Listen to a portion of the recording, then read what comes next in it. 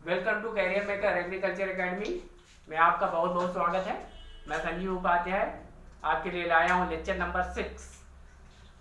पिछला lecture complete नहीं हो पाया था, किसी कारणवश टेक्निकल प्रॉब्लम थी, इस वजह से लेक्चर 20 मिनट या 22 मिनट का ही हो पाया था। तो आज हम लोग उस जहाँ पर वो छूटा था उसके आगे से शुरू करेंगे।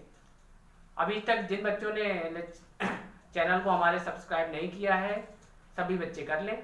अपने दोस्तों से भी कहें, अपने मित्रों से भी कहें जो आपके साथ पढ़ना है, उनसे भी बोलिए कि चैनल को सब्सक्राइब कीजिए, लाइक करिए चैनल को और ज़्यादा से ज़्यादा शेयर करिए।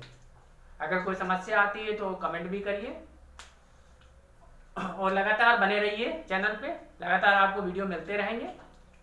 और आपको ये मान के चलिए जैसे आप क्लास में पढ़ते हैं बिल्कुल उसी तरीके पढ़ाया जाएगा, कोई आपको समस्या नहीं आएगी बिल्कुल, और एकदम इजी तरीके से पढ़ाया जा रहा है कि ताकि आपको चीज़ें आसानी से समझ में आ जाएं। क्योंकि आप यहाँ पूछ नहीं सकते, ऑफलाइन क्लास तो है नहीं कि डायरेक्ट आप पूछ लीजिए तुरंत, ऑनलाइन क्लास है। तो इसलिए ज़्यादा से ज़्यादा सिंप्लीफाई करके हम आपको कोशिश कर रहे हैं कि आपको समझ में आए। अगर आप तब भी अगर कोई प्रॉब्लम होती है तो आप ज़रूर कमेंट करिए। फ़ोन नंबर है आपके पास, उससे आप डायरेक्ट फ़ोन कर सकते हैं या व्हाट्सएप के जरिए भी, जो भी आपके पास सुविधा है उससे आप जो है कर सकते हैं। ठीक है, ज़्यादा हम समय नहीं आपका लेंगे, अब काम की बातें करते हैं। लेक्चर नंबर 6 एग्जाम्पल एक है। पिछले टर्म में हमने अवतल दर्पण का एग्जाम्पल किया था, आज हम लोग उत्तल दर्पण का एग्जाम्पल लाए हैं। और भी एग्जाम्पल कराते रहेंगे लेकिन इस एग्जाम्पल एक इजी सवाल है, इसको समझते हैं। देखिए दिया एक वस्तु उत्तल दर्पण के सामने 12 सेंटीमीटर की दूरी पर रखी है। उत्तल दर्पण हमने यहाँ बनाया है, चित्र इसलिए बनाया है ताकि आपको चीजें समझ में आसानी से आ जाए। 12 सेंटीमीटर की दूरी पर वस्तु रखी हुई है, प्रतिबिंब 5 सेंटीमीटर की दूरी बनता है। तो आपके पास दिमाग होना चाहिए कि उत्तल दर्पण प्रतिबिंब जो है दर्पण के पीछे बनता है, बताया था मैंने, और ध्रुव और फोकस के बीच बनता है। तो ये ध्रुव है, फोकस का भी पता नहीं है इसलिए मैंने यहाँ फोकस बिंदु हमने नहीं दर्शाया। फोकस इधर भी हो सकता है, यहाँ भी हो सकता है, कहीं भी हो सकता है, निकालेंगे तब पता चलेगा। लेकिन ये पता चल गया कि प्रतिबिंब 5 सेंटीमीटर पर बन रहा है, तो ध्रुव से 5 सेंटीमीटर यहाँ चले गए, 5 सेंटीमीटर प्रतिबिंब बनाया। तो ये चीजें आपको, ये वस्तु नजर आ रही है, ये प्रतिबिंब। वस्तु की लेंथ हमें नहीं मालूम लेकिन एक आइडिया से हमने लेंथ बना दी है। लेकिन ये मालूम है कि प्रतिबिंब वस्तु से छोटा बनता है तो वस्तु बड़ा है, प्रतिबिंब छोटा है। तो सारी बातें स्पष्ट हैं। अब यहाँ देखते हैं 12 सेंटीमीटर की दूरी पर वस्तु रखी है तो u इक्वल टू 12 सेंटीमीटर। पता होना चाहिए कि ऑब्जेक्ट हमेशा, ऑब्जेक्ट की डिस्टेंस हमेशा माइनस में ली जाती है, u हमेशा माइनस में। प्रतिबिंब की दूरी 5 सेंटीमीटर है, v इक्वल टू 5 सेंटीमीटर।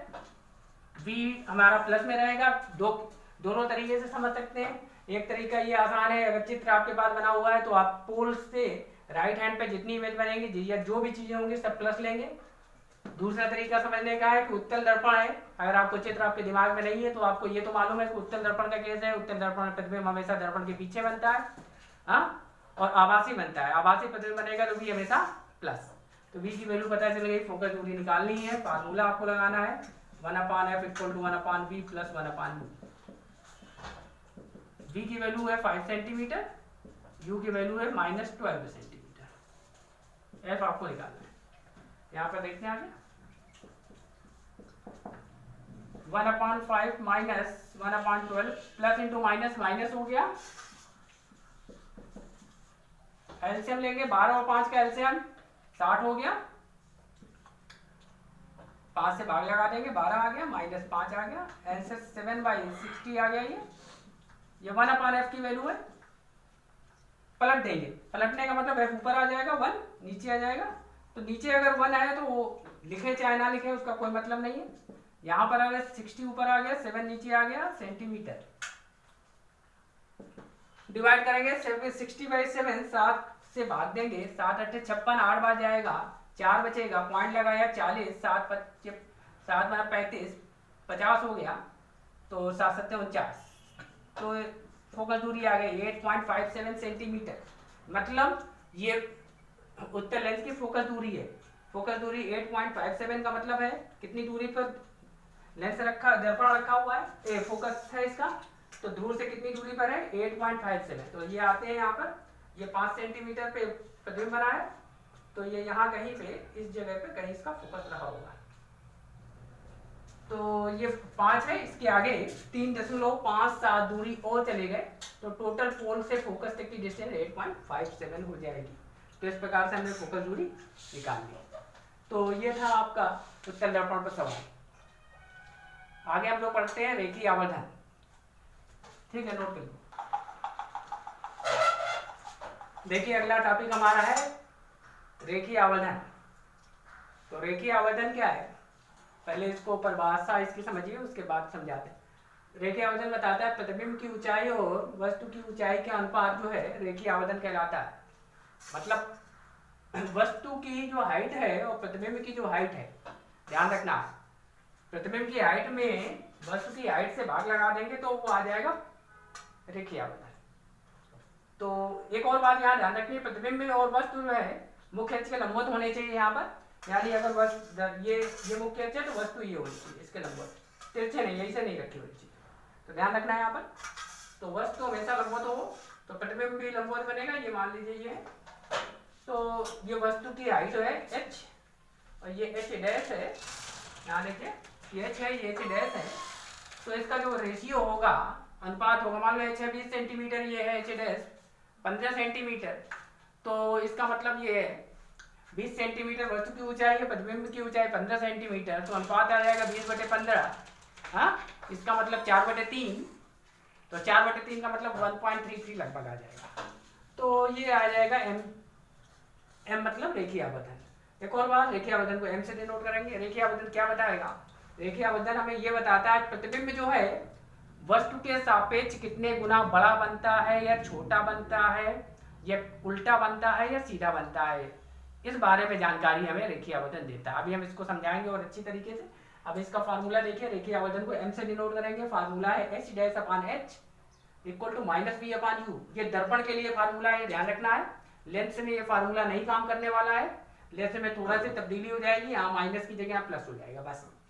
तो दर्पण के लिए जो फार्मूला है h डैश प्रतिबिंब की हाइट है, h है वस्तु की हाइट, u और v से आप लोग परिचित हो। प्रतिबिंब और वस्तु की दूरियां हैं, u वस्तु की दूरी है ध्रुव से और v जो है प्रतिबिंब की दूरी ध्रुव से है। m रेखीय आवर्धन है। तो रेखीय आवर्धन अब क्या बताएगा ये समझिएगा। रेखीय आवर्धन के बारे में थोड़ा और समझिए। अगर बोला जाए रेखीय आवर्धन 3 है प्लस का, तो ये क्या जानकारी दे रहा है ये समझिए। रेखीय आवर्धन अगर प्लस का 3 है तो आपको ये जानकारी दे रहा है कि प्रतिबिंब 3 गुना बनने जा रहा है। किसका? वस्तु का।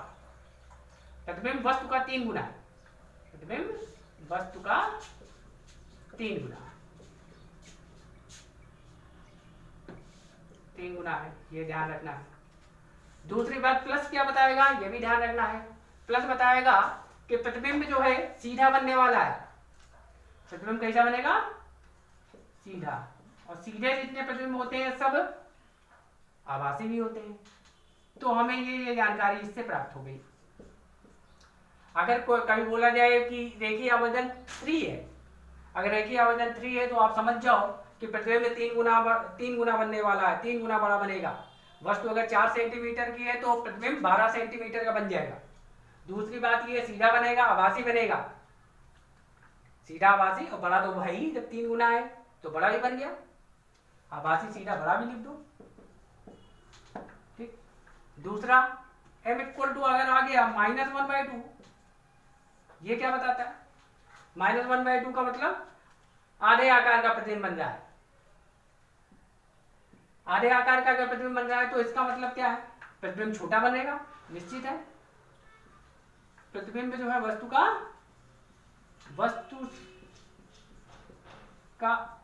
आधा बनता है, आधे आकार का।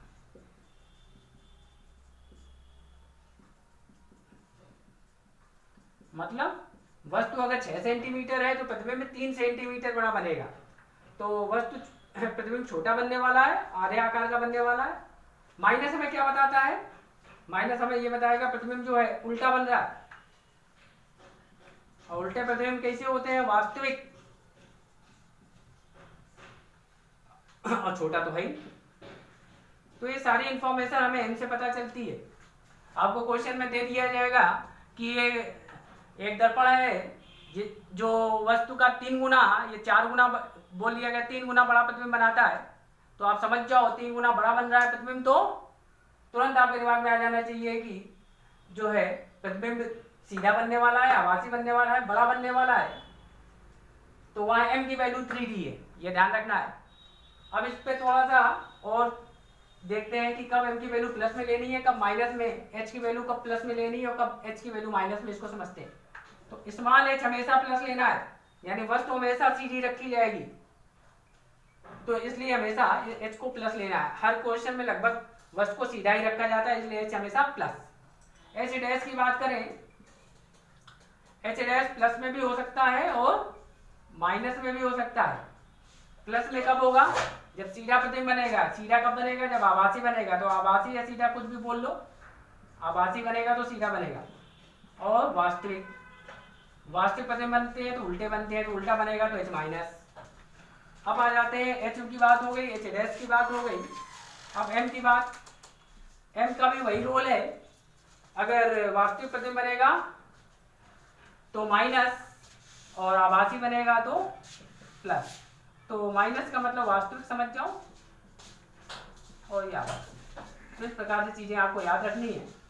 तो आपको याद रखना है, अभी कोई क्वेश्चन में यह दे दिया जाता है कि एक वस्तु का 4 गुना बड़ा आभासी प्रतिबिंब बनता है, बताइए दर्पण कौन सा है। 4 गुना बड़ा आभासी प्रतिबिंब बनता है, तो यहाँ पर समझते हैं, यहाँ पर देखिए आभासी भी कह दिया, 4 गुना बड़ा आभासी। तो दर्पण कौन सा हो सकता है भाई, बड़ा प्रतिबिंब उत्तल दर्पण बनाता है हमेशा, और उत्तल दर्पण हमेशा बड़ा प्रतिबिंब बनाएगा और आभासी बनाएगा। तो यह उत्तल दर्पण का केस हो गया। अगर यही कह देता 4 गुना छोटा, तो यहाँ पर उत्तल दर्पण हो जाता। तो इस प्रकार की चीजें समझनी है। अभी सवाल करते हैं तो और अच्छी तरह इसको समझ में आएगा आपको। एक एग्जांपल देखते हैं इसका। एक दर्पण एक वस्तु का आधे आकार का आभासी प्रतिबिंब बनाता है। यहां समझना है, दर्पण का नाम नहीं दिया गया है तुम्हें, कौन सा दर्पण है। साथ साथ ये बताया जा रहा है एक वस्तु है जिसके आधे आकार का आभासी प्रतिबिंब बन रहा है। तो हमने बताया अभी कि अगर आधे आकार, दुगने आकार, तिगुने आकार, या अगर इस टाइप की भाषा दी गई है तो आपको m दे दिया सीधे सीधे, तो m बराबर तुम्हें सीधे सीधे हाफ दे दिया, आधा मतलब 1/2। दूसरी बात, यहाँ दर्पण का नाम नहीं दिया है, लेकिन साथ साथ एक और इंफॉर्मेशन दी हुई है, आभासी प्रतिबिंब बना रहा है। आभासी प्रतिबिंब अगर बनाएगा तो हमने बोला था m की वैल्यू प्लस लेनी है, तो m प्लस हो गया, प्लस लिखो चाहे ना लिखो, तो m हो गया हाफ। इसके बाद देखते हैं यहाँ पर, फिर कह रहा वस्तु की दर्पण से दूरी 10 सेंटीमीटर है। तो वस्तु की दूरी है तो u बराबर है 10 सेंटीमीटर, माइनस में होगी, u हमेशा माइनस।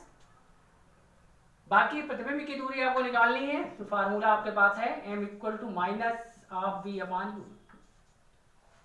तो m की वैल्यू 1/2, v हमें निकालना है, u की वैल्यू -10, ये माइनस से माइनस कट गया, तो यहाँ पर 1/2 इक्वल टू आ गया v/10।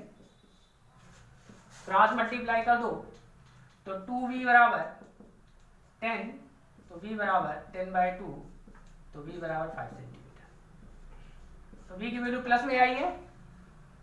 v की वैल्यू प्लस में आने का क्या मतलब है भाई, v अगर प्लस में आता है तो इसका मतलब प्रतिबिंब दर्पण के उधर बन रहा है, दर्पण के दूसरी साइड बनता है। तो दूसरी साइड दोनों अवतल में भी हो सकता है, उत्तल में भी हो सकता है, दोनों हो सकता है। लेकिन साथ साथ एक और महत्वपूर्ण बात दी, आधे आकार का प्रतिबिंब बनता है। तो अवतल अगर उधर की ओर दर्पण के पीछे प्रतिबिंब बनाता है तो बड़ा प्रतिबिंब बनाता है, लेकिन उत्तल दर्पण अगर बनाएगा तो छोटा प्रतिबिंब बनाएगा। तो यहाँ से आपको समझ में बात आ गई कि आधे आकार का बन रहा है, यानी वस्तु प्रतिबिंब जो है छोटा बन रहा है, और छोटा बन रहा है तो कौन सा दर्पण है ये उत्तल दर्पण। अगर आपसे दर्पण का नाम पूछ दिया जाए तो उत्तल दर्पण। तो ये दर्पण कौन सा है, अगर इसमें आगे क्वेश्चन दिया होता कि दर्पण का भी नाम बताइए तो दर्पण उत्तल है। यहां से भी आप आइडिया लगा सकते थे, यहीं से आधा और आभासी से ही समझ सकते थे कि कौन सा दर्पण है। आभासी प्रतिबिंब तीनों में बनता है, उत्तल, अवतल, समतल।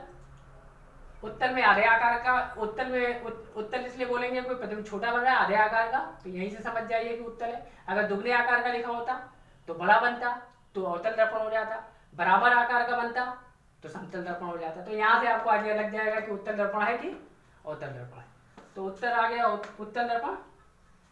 एक और महत्वपूर्ण बात है, एम का कोई मात्रक नहीं होता है, ध्यान रखिएगा। रेखीय आवर्धन, अगर क्वेश्चन आ जाए कि रेखीय आवर्धन का मात्रक है और ऑप्शन में आ गया डायोप्टर, सेंटीमीटर, मिलीमीटर और इनमें से कोई नहीं, इस टाइप से अगर मात्रक आते हैं तो आपको ध्यान रखना है, कोई भी मात्रक तो आपको लिखना है कि रेखीय आवर्धन का कोई मात्रक नहीं होता है। तो ध्यान रखना है, रेखीय आवर्धन मात्रक विहीन राशि है, मात्रक नहीं होती। अगला एग्जांपल एक और देखते हैं।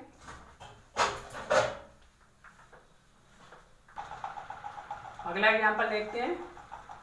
एक अवतल दर्पण वस्तु के आकार के 3 गुना बड़ा प्रतिबिंब बनाता है। वस्तु के आकार का 3 गुना बड़ा प्रतिबिंब बनाता है।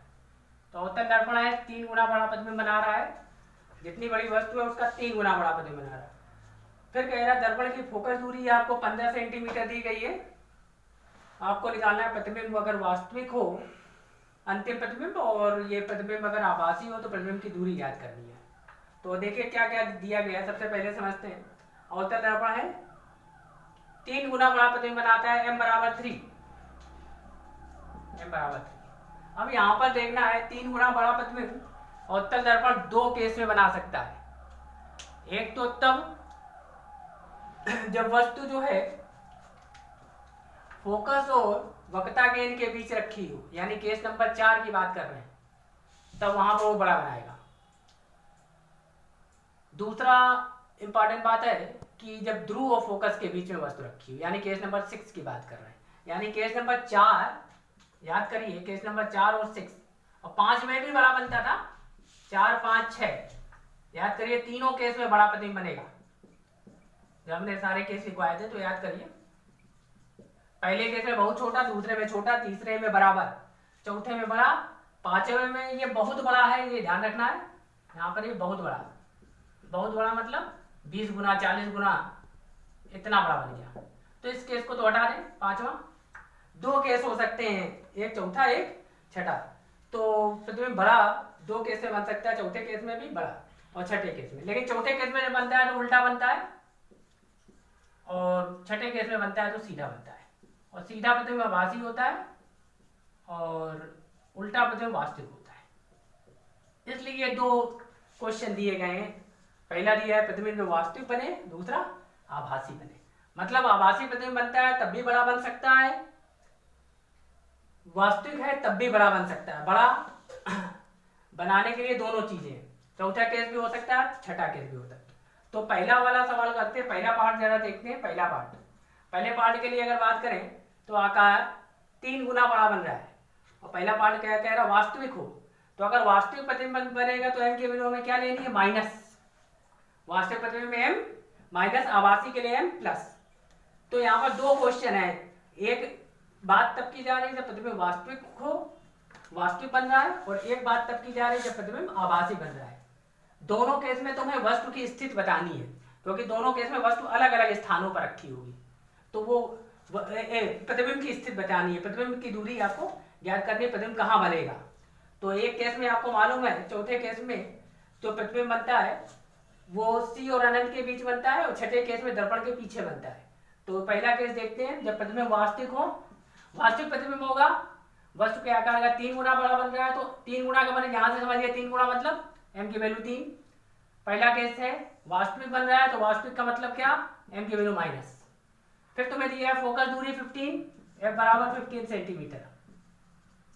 f माइनस, क्योंकि अवतल दर्पण है, यहाँ देखिए अवतल दर्पण, इसलिए f माइनस लिया है। प्रतिबिंब की दूरी आपको निकालनी है, यानी v आपको निकालना है। तो आपको m और f मालूम है, v निकालना है। तो सबसे पहले m बराबर आप फार्मूला लगाएंगे -v/u।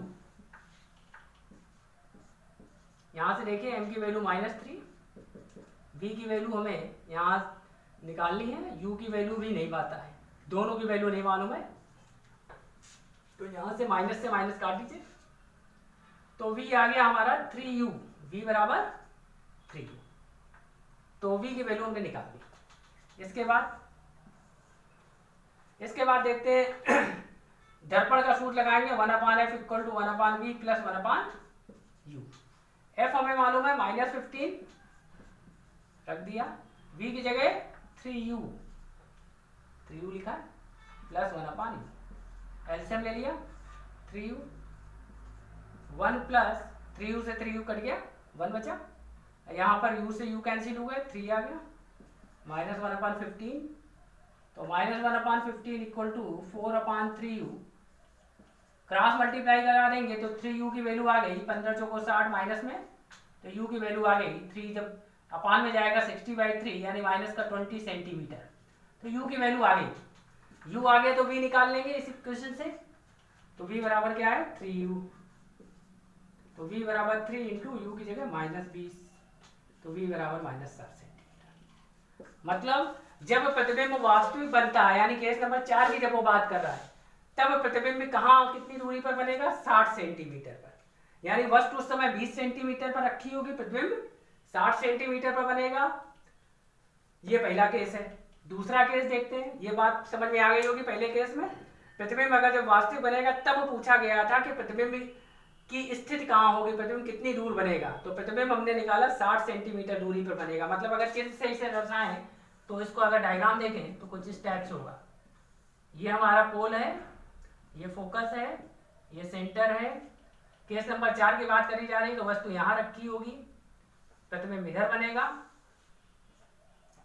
और वस्तु की दूरी ये जो दी गई है ये हमने निकाली, देखिए -20, ये -20 सेंटीमीटर यहाँ से यहाँ तक ए बी वस्तु है, ए डैश बी डैश प्रतिबिंब है, और प्रतिबिंब की दूरी हमने कितनी निकाली 60 सेंटीमीटर। तो 60 सेंटीमीटर पर प्रतिबिंब है यहाँ से ध्रुव से, और 20 सेंटीमीटर पर वस्तु है। फोकल दूरी 15 है, ये 15 सेंटीमीटर है, यहाँ से लेकर यहाँ तक की ये दूरी 15 सेंटीमीटर, ठीक। और सी तक की दूरी करेंगे तो 30 हो जाएगी। तो ये इसका रे डायग्राम हो गया। इससे आपको समझ में आएगा कि इस समय वस्तु यहाँ रखी है, प्रतिबिंब यहाँ बन रहा है। अगला केस देखते हैं, जब प्रतिबिंब आभासी बनेगा तब क्या होगा। आभासी प्रतिबिंब कब बनता है, जब वस्तु इस पोजीशन रखी होगी P और F के बीच में, तब वहां पर प्रतिबिंब की स्थिति निकालते हैं। पेपर में जब आएगा तो एक ही केस आपसे आएगा, चाहे पहला आ जाए चाहे दूसरा, तो छोटा होगा। तो हमने दोनों केस एक ही साथ डिस्कस किए। देखते हैं सेकेंड पार्ट इसका। देखिए m की वैल्यू फिर से अब की बार प्रतिबिंब आभासी बनेगा तो m की वैल्यू +3 ले लेंगे, f वही है, v फिर से निकालना है। फिर फार्मूला लगाया m equal to -v/u, m की जगह कितना 3 -v/u, अब की v की वैल्यू आ गई -3u। अब फार्मूला लगाया मिरर फार्मूला। अंतर क्या हुआ पिछले इसमें, m इसमें प्लस हो गया, उसमें माइनस था, बस 1/v प्लस 1/u। v की जगह कितना -3u, f की जगह -15 -1/15 इक्वल टू, यहाँ से 3u एलसीएम ले लेंगे तो 3u से 3u कट गया, -1 बचा, u से u कट गया, प्लस का 3 हो गया, तो -1/15 इक्वल टू आ गया 2/3u। क्रॉस मल्टीप्लाई करेंगे 3u का 1 में 3u और 15 दूनी 30, तो 3u बराबर -30, तो u बराबर आ गया -10 सेंटीमीटर। वस्तु की स्थिति में पता चल गई 10 सेंटीमीटर। u की वैल्यू यहाँ पुट कर देंगे तो v की वैल्यू आ जाएगी -3 इंटू -10,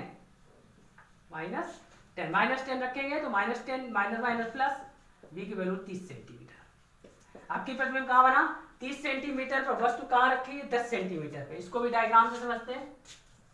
आपकी बार ये अवतल दर्पण है, फिर से आपकी वस्तु यहाँ रखी थी, ये फोकस था, ये वक्रता केंद्र था, ये वस्तु यहाँ रखी थी, ये दूरी कितनी है 10 है, ये वस्तु की दूरी 10 सेंटीमीटर है। देखिए वस्तु ए बी, फोकस दूरी कितनी दी गई थी, फोकस दूरी 15 है, यानी ध्रुव से पोल से एफ तक की दूरी 15 है, पोल से वस्तु की दूरी 10 सेंटीमीटर है। प्रतिबिंब कहाँ बन रहा है 30 सेंटीमीटर में, किधर बनेगा प्लस में है यानी उस साइड बनेगा, तो प्रतिबिंब इधर कहीं बनेगा 30 सेंटीमीटर पे। और ये बड़ा प्रतिबिंब बनता है, आपको मालूम होगा, ये बड़ा सा प्रतिबिंब बनेगा, आभासी बनेगा, तो ये दूरी है 30 सेंटीमीटर, यहाँ से यहाँ तक 30 सेंटीमीटर। तो इस प्रकार से ये आंसर 30 सेंटीमीटर आ गया। तो दोनों केसों में तुम्हें पता चल गया। पहले केस में जब वास्तविक प्रतिबिंब बना है तब प्रतिबिंब कहाँ बन रहा था, इस साइड बन रहा था एफ और सी के बीच में। जब आभासी प्रतिबिंब बन रहा है तो पी यानी पी के इधर यानी दर्पण के पीछे बनेगा। तो इस प्रकार से ये क्वेश्चन कंप्लीट हो गया। नोट कर लीजिए इसे। देखिए आगे देखते हैं संयुग्मी बिंदु किसे कहते हैं। बहुत इंपॉर्टेंट पॉइंट है, याद रखना है किसे कहते हैं, संयुग्मी बिंदु। तो संयुग्मी बिंदु क्या होता है, वे दो बिंदु जिनमें से किसी एक बिंदु पर रखी वस्तु का प्रतिबिंब दूसरे बिंदु पर बने संयुग्मी बिंदु कहलाते हैं। मतलब दो बिंदु, अगर आपने कोई दर्पण लिया, ये अवतल दर्पण है, इसमें दो बिंदु अगर ले ली, एक बिंदु ये है, एक बिंदु ये, इस बिंदु का प्रतिबिंब अगर इस बिंदु पर बन जाए, मान लो अगर वस्तु हमने ये रखी और प्रतिबिंब यहां बन गया और फिर हम इस वस्तु को यहां ले आए और यहां रख दें और प्रतिबिंब अगर यहां बन जाए, यानी प्रतिबिंब इंटरचेंज हो जाए, अगर यहां वस्तु रखते हैं यहां प्रतिबिंब बने और यहीं वस्तु रख दें तो यहां प्रतिबिंब बन जाए, तो ऐसे बिंदुओं को संयुग्मी बिंदु कहते हैं। यानी ये दोनों बिंदु कैसे कहलाएंगे, संयुग्मी बिंदु। यहाँ का प्रतिबिंब अगर यहाँ बन रहा है और यहाँ अगर वस्तु रख दें तो यहाँ अगर प्रतिबिंब बन जाए तो समझ लो ये दोनों बिंदु संयुग्मी बिंदु कहलाएंगे। ऐसा सिर्फ उत्तल दर्पण में ही संभव है, क्योंकि उत्तल दर्पण में ऐसा नहीं है। देखिए क्यों नहीं है, इसको भी समझते हैं। समतल में भी संभव नहीं है, इसलिए ध्यान रखिएगा। यहाँ देखिए, अगर यहाँ वस्तु रखते हैं तो प्रतिबिंब उत्तल दर्पण में यहाँ बनता है। अगर यहाँ पर रखते थे तो ये बन गया था छोटा सा, ये यहाँ बन गया ये। लेकिन अगर यहाँ वस्तु रख दें तो इधर प्रतिबिंब नहीं बन सकता, क्योंकि इधर पॉलिश हुई है, इधर पॉलिश हुई है, तो इसका प्रतिबिंब इस साइड नहीं बन सकता, तो यहाँ संभव नहीं है। समतल दर्पण में भी संभव नहीं है। यहाँ वस्तु रखी है, प्रतिबिंब यहाँ बन गया, लेकिन अगर पीछे से देखो तो यहाँ प्रतिबिंब नहीं बनेगा। तुम लोग दर्पण में आगे से देखोगे पीछे प्रतिबिंब बना हुआ नजर आएगा, लेकिन दर्पण के पीछे से देखो तो इमेज नहीं प्राप्त होगी, इसलिए समतल दर्पण में भी संभव नहीं है। तो क्वेश्चन आता है कि संयुग्मी बिंदु संभव है। यह क्वेश्चन बहुत इंपॉर्टेंट है, ध्यान रखिएगा। संयुग्मी बिंदु संभव है।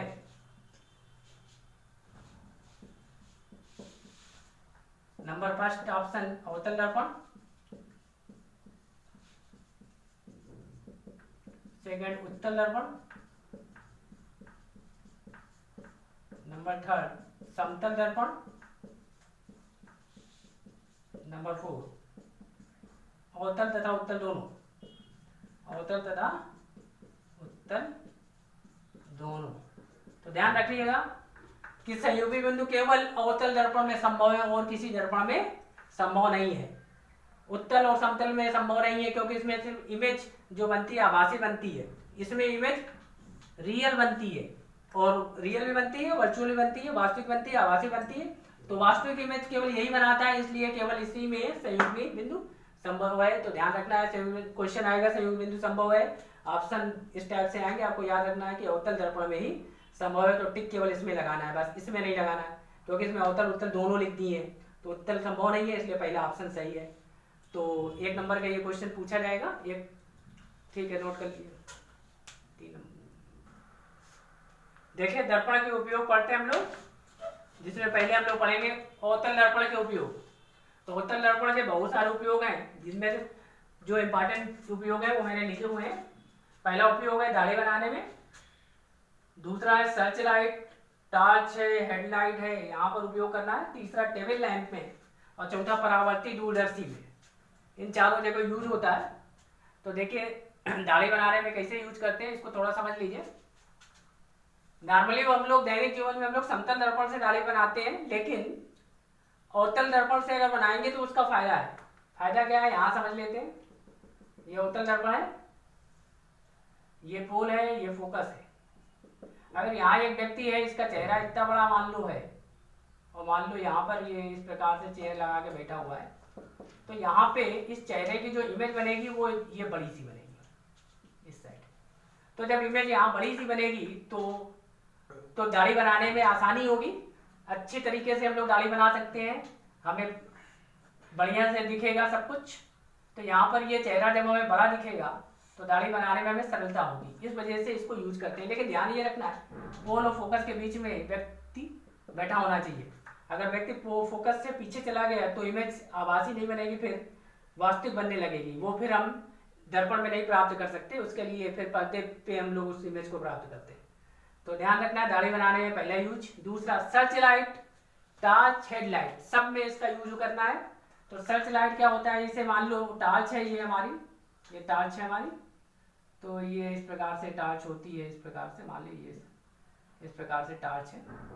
तो यहाँ पर एक ये बल्ब लगा होता है मान लीजिए, तो यहाँ पर ये बल्ब लगा होता है, यहाँ पर इस जगह ये अवतल पृष्ठ यहाँ पर होता है, ये वाला, यहाँ अवतल दर्पण का यूज करते हैं इस जगह। और यहाँ पर ये जो टॉर्च का ये जो लाइट लगी होती, छोटा सा बल्ब लगा होता है, वो ये जो अवतल दर्पण दिख रहा है इसके फोकस पर रखते हैं इसको, ये इसका फोकस है, यहाँ से यहाँ तक की दूरी है फोकस दूरी है। फोकस में रखने से क्या फायदा होता है, जैसे देखो अब इसको बड़ा करके यहाँ दिखाते हैं, अगर ये दर्पण है और ये इसका फोकस है और यहाँ पर हमने ये बल्ब लगा दिया, फोकस पर अगर बल्ब लगाओगे तो यहाँ से क्या होगा, दर्पण से यहाँ से रे अगर टकराएगी तो वो समांतर हो जाएगी, ये टकराएगी ये समांतर हो जाएगी, ये टकराएगी ये समांतर हो जाएगी। तो जो भी लाइट इस दर्पण से टकराएगी वो समांतर हो जाएगी और दूर तक लाइट जाएगी। तो हेडलाइट में अगर यहाँ पर लगा दे बल्ब तो ये जो प्रकाश होगा यहाँ से जो निकल रहा है इससे टकराकर दूर तक जाएगा। इससे पता चल जाएगा दूर तक भी गाड़ियाँ, अगर दूर तक जो अगर रात में आप गाड़ी चला रहे हो तो सड़क पे दूर तक रोशनी हो जाएगी, तो इससे गाड़ी चलाने में आसानी होगी। टॉर्च में भी यही, सर्च लाइट में भी यही यूज करते हैं, ट्रेन में और जो वायुयान अधिकतर जगह यहाँ पर हम लोग इसी प्रकार से यूज करते हैं। टेबल लैंप में भी इसका यूज करते हैं। टेबल लैंप में किस प्रकार से यूज करते हैं, ये देखिए, टेबल लैंप में फोकस पर ना रख के कहीं और रखते हैं। ये है हमारा टेबल लैंप है और ये दर्पण है। यहाँ पर जब हम लोग यहाँ पर अगर हमने बल्ब लगाया तो ये अवतल दर्पण का दूसरा यूज करते हैं। अवतल दर्पण का एक और यूज है कि अवतल दर्पण जो है अभिसारी प्रकृति का होता है। अभिसारी मतलब किरणों को एक जगह इकट्ठा कर देता है। तो अवतल हम लोग टेबल लैंप का यूज क्यों करते हैं, पहले तो ये समझ लो, बल्ब का यूज क्यों नहीं करते। टेबल लैंप का यूज इसलिए करते हैं कि सारी लाइट बल्ब से, हमारी जितनी भी लाइट हो सब मेज पर ही पड़े, जहाँ पर हम कापी किताब रखे हैं, बाहर कमरे पे ना फैले, इसलिए हम इसका यूज करते हैं। तो यहाँ पर इसका यूज करेंगे। ये यहाँ पर हमने बल्ब लगाया हुआ है, ये लाइट गई, अगर ये लाइट ये जाती है तो ये आ गई, ये इससे टकराती है ये आ जाएगी। तो इस प्रकार से ऐसे लाइट जाके यहाँ से वापस ऐसे फैल जाती है, ऐसे आ जाती है। तो सारी लाइट इकट्ठे एक जगह इकट्ठा हो जाती है। तो एक छोटी सी जगह पे अगर हमें ज्यादा लाइट इकट्ठा करनी है तो हम लोग इसका यूज कर लेते हैं उत्तल। उत्तल अगर यहाँ उत्तल का यूज करते हैं तो सोचो क्या होता है, यहाँ पे उत्तल दर्पण लगा दिया, उत्तल दर्पण अगर लगा देते और यहाँ अगर बल्ब लगाते तो यहाँ पर अगर लाइट यहाँ से जाती तो फैल जाती, यहाँ पे फैल जाती, तो कोई फायदा नहीं। तो हमें टेबल लैंप की जरूरत ही नहीं पड़ती। हाँ, यहाँ पर ये यूज कब करेंगे, जब हम लोग सड़क पे लगाएंगे, खंभों पे जो लाइट लगी होती है, तो वहां पर हम उत्तल पृष्ठ लेते हैं। उत्तल पृष्ठ वहां लेने से क्या फायदा होता है, जो परावर्तित पृष्ठ होता है उत्तल होता है, वहां इससे ये फायदा हो गया कि जो भी लाइट टकराती है वो पूरे सड़क पर दूर तक फैल जाती है, तो दूर तक रोशनी हो जाती है। तो सड़कों पर जो लैंप लगे होते हैं वो वहां पर जो परावर्तक के रूप में उत्तल दर्पण का यूज करते हैं। यहाँ पर टेबल लैंप में हम लोग अवतल दर्पण का यूज करते हैं, अवतल पृष्ठ होता है। और परावर्तित दूरदर्शी में भी यूज करते हैं। परावर्तित दूरदर्शी वहां पर अवतल दर्पण का यूज किया जाता है, हालांकि लेंस भी उसमें लगा होता है, उत्तल लेंस और समतल लेंस भी होता है, लेकिन वहां पर ध्यान रखना है दूरदर्शी, अगर ऑप्शन में दूरदर्शी भी लिख किया है तो आपको टिक लगा देना है कि परावर्तित दूरदर्शी में अवतल दर्पण का यूज किया जाता है। अब देखते हैं हम लोग उत्तल दर्पण का यूज। उत्तल दर्पण के उपयोग देखते हैं। उत्तल दर्पण का यूज कहाँ कहाँ करते हैं, देखिए, एक तो सड़कों पर लगे लैंपों में परावर्तक के रूप में, जैसा कि अभी मैंने बताया, सड़कों पर जो लैंप लगा होता है, बल्ब लगा होता है, वहां पर पीछे परावर्तक के रूप में हम लोग जो है उत्तल दर्पण का यूज करते हैं। दूसरा, गाड़ियों में लगे साइड मिरर में यहाँ यूज करते हैं। तो यहाँ पर एक तो प्रॉपर्टी ये होगी, उत्तल दर्पण की दो खास प्रॉपर्टी समझ लीजिए। पहली प्रॉपर्टी तो ये है कि उत्तल दर्पण एक अभिसारी दर्पण की तरह होता है, अभिसारी प्रकृति का होता है, किरणें जब उसे पड़ती है तो फैल जाती है, तो पहला यूज वो हुआ। दूसरा यूज हुआ, उत्तल दर्पण प्रतिबिंब जो है आभासी बनाता है, छोटा बनाता है। तो जो साइड मिरर होता है, साइड मिरर का काम क्या होता है, किसी गाड़ी में साइड मिरर से लगाया जाता है ताकि पीछे से आने वाले वाहनों को उसमें देखा जा सके। तो पीछे से आने वाले वाहनों को इस मिरर में देखते हैं। तो इसी दर्पण का क्यों यूज करते हैं, अवतल या समतल का क्यों नहीं यूज करते हैं? क्योंकि ये छोटी इमेज बनाता है। क्योंकि हम दर्पण छोटा सा होता है, मान लीजिए दर्पण लगा हुआ है, इसमें इमेज बनती है, तो पीछे सड़क पे बहुत सारी गाड़ियां आती हैं। अगर हम अवतल दर्पण का यूज करते तो अवतल दर्पण बड़ा प्रतिबिंब बना देता। मान लीजिए छोटी सी गाड़ी आ रही है, उसका बड़ा सा प्रतिबिंब बन गया, कार आ रही बहुत बड़ा प्रतिबिंब बन गया, तो कार तो अगर कार का बड़ा प्रतिबिंब बन गया तो सारी जगह तो इसी में कार ने ही ले ली, अगल बगल दूसरी गाड़ियां आ रही है तो वो नहीं दिख सकती। इसलिए उत्तल दर्पण का यूज करते हैं। उत्तल दर्पण प्रतिबिंब छोटा बनाएगा। पीछे से ट्रक भी आ रहा है तो ट्रक अगर बड़ा सा है तो छोटा प्रतिबिंब बन जाएगा, तो इसके अगल बगल और सारी गाड़ियां भी आपको इसमें नजर आएंगी। तो इसलिए इसका यूज हम लोग करते हैं। तो ये दो प्रकार, और समतल का भी यूज नहीं करते। समतल दर्पण भी उतना ही बड़ा प्रतिबिंब बनाता है। कई जगह देखा होगा गाड़ी रास्ते में, कई स्थानों पर आपने देखा होगा अगर मोड़ होता है तो वहां पर भी उत्तल दर्पण का यूज करते हैं, ताकि वहां से हमें आसानी से दिख जाए। तो इसके साथ जो है और भी एक आध जगह करते हैं। देखा होगा आप लोग ने शॉपिंग मॉल में कई जगह उत्तल दर्पण लगा होता है, तो वहाँ पे वो लोग देखते रहते हैं कि कौन वो व्यक्ति की पोजीशन देखते रहते हैं। वहाँ पर जैसे भीड़ होती है शॉपिंग मॉल में, तो शॉपिंग मॉल में भीड़ होने के कारण जो है दर्पण वहाँ लगा होता है, तो उसमें सबके छोटे छोटे प्रतिबिंब बनते रहते हैं। तो इस प्रकार से हमारा दर्पण का ये आज पोर्शन पूरा खत्म हो गया, परावर्तन पूरी तरह खत्म हो गया। अब हम लोग नया टॉपिक शुरू करेंगे, अपवर्तन। बहुत जल्दी नया लेक्चर आने वाला है, तो आप लोग इस चैनल पे बने रहिए लगातार। और जिन्होंने अभी तक सब्सक्राइब नहीं किया है वो सब्सक्राइब करें, लाइक करें चैनल को। बहुत बहुत आपका धन्यवाद। Thank you.